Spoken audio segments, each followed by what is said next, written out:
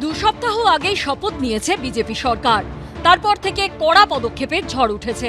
কিন্তু বুধবার রাজ্য সরকারের একটি বিজ্ঞপ্তি নিয়ে সমালোচনায় সরব হয়েছেন রাজ্য সরকারি কর্মচারী সংগঠনগুলির একাংশ, যেখানে all India service, Paschimbanga civil service, Paschimbanga police service সহ রাজ্যের অধীনস্থ সমস্ত স্তরের কর্মচারীদের নির্দেশ দেওয়া হয়েছে কেন্দ্র বা রাজ্য সরকারের কোনো নীতি, পরিকল্পনা বা সিদ্ধান্তের সমালোচনা করে কোনো রাজ্য সরকারি কর্মী কোনো মন্তব্য করতে পারবেন না।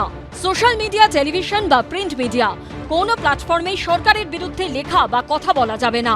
এমন কোনো কথা বলা বা লেখা প্রকাশ করা যাবে না যাতে কেন্দ্র ও রাজ্য সরকারের পারস্পরিক সম্পর্ক খারাপ হতে পারে।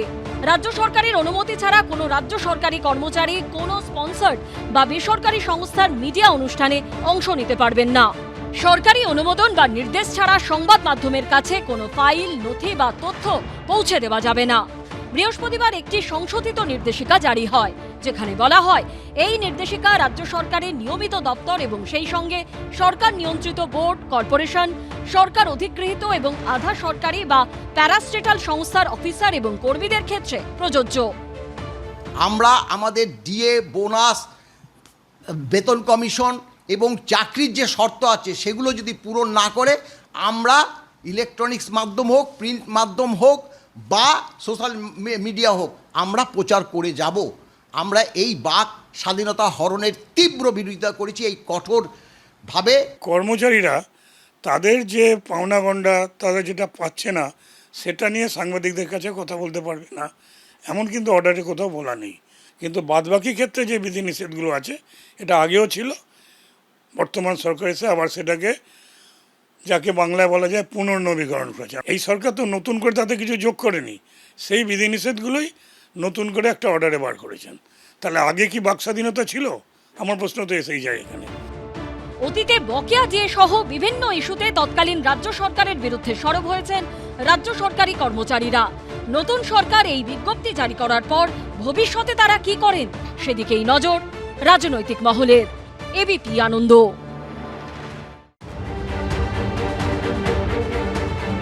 একদিকে পুরসভার বিল্ডিং বিভাগে পাঠানো 17টা নোটিশ, অন্যদিকে পুরসভারই অ্যাসেসমেন্ট বিভাগের নোটিশ।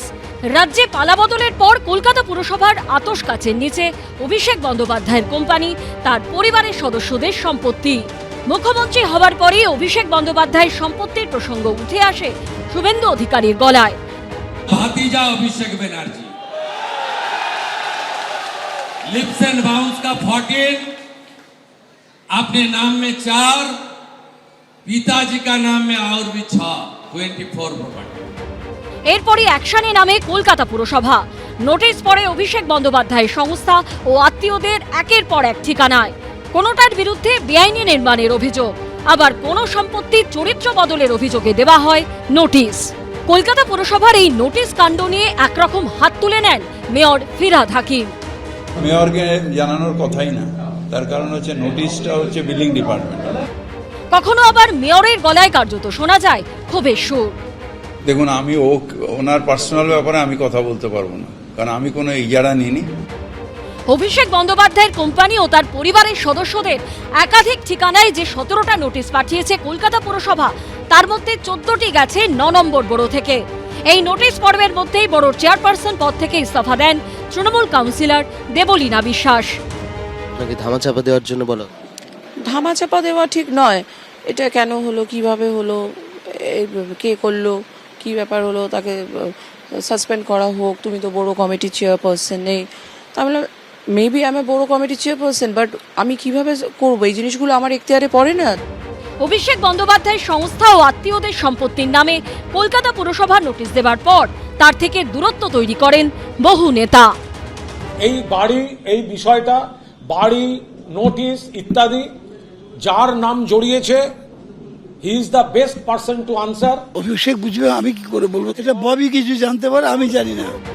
নোটিশ ইস্যুতে তৃণমূলের অস্বস্তি চরমে। ইদানিংকালে সর্বনামের বড় প্রাধান্য দেখা দিচ্ছে। তৃণমূলের নেতা নেত্রীর যারা দুর্দণ্ড প্রতাপ ছিল, মমতাময় একটা জগৎ ছিল, তা সবাই মিলে এখন ওই রকম সর্বনামে কেন বলছেন? আমরা কারুর কিছু জানি না, যে করেছে সেই বুঝবে, সর্বনাম করে বলুন। এইরকম মাঝে মাঝে ঘুরিয়ে ফেরিয়ে পেঁচিয়ে যেসব কথাবার্তা বলেন, সেগুলো তো শুনতে খারাপ লাগে। পুরসভার নোটিশ ইস্যুতে কেউ ইস্তফা দিচ্ছেন, কেউ দূরত্ব তৈরি করছেন।